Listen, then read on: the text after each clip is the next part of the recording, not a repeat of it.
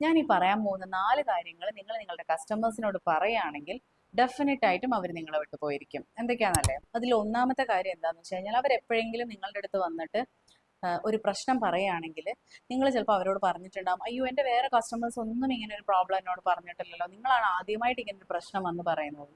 ഒരിക്കലും അങ്ങനെ പറയാതിരിക്കുക. കാരണം ഇത്തരത്തിലുള്ള ഒരു സ്റ്റേറ്റ്മെന്റ് നിങ്ങൾ നിങ്ങളുടെ സെൽഫ് പ്രൊട്ടക്ഷന് വേണ്ടിയിട്ടായിരിക്കും ഉപയോഗിക്കുന്നുണ്ടാവുക.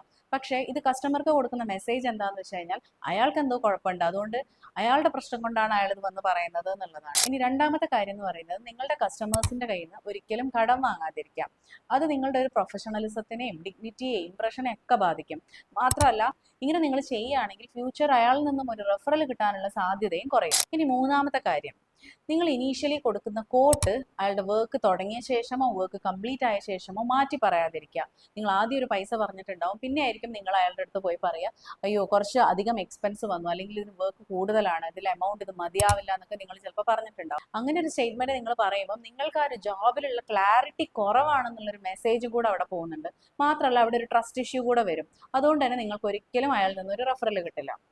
ഇനി നാലാമത്തെ സ്റ്റേറ്റ്മെന്റ്, നിങ്ങൾ എൻ്റെ മറ്റ് കസ്റ്റമേഴ്സിനെ പോലെയല്ല, എനിക്ക് നിങ്ങളുടെ വർക്ക് ചെയ്യാൻ വല്ലാതെ എക്സ്ട്രാ എഫേർട്ട് എടുക്കേണ്ടി വരുന്നുണ്ട്.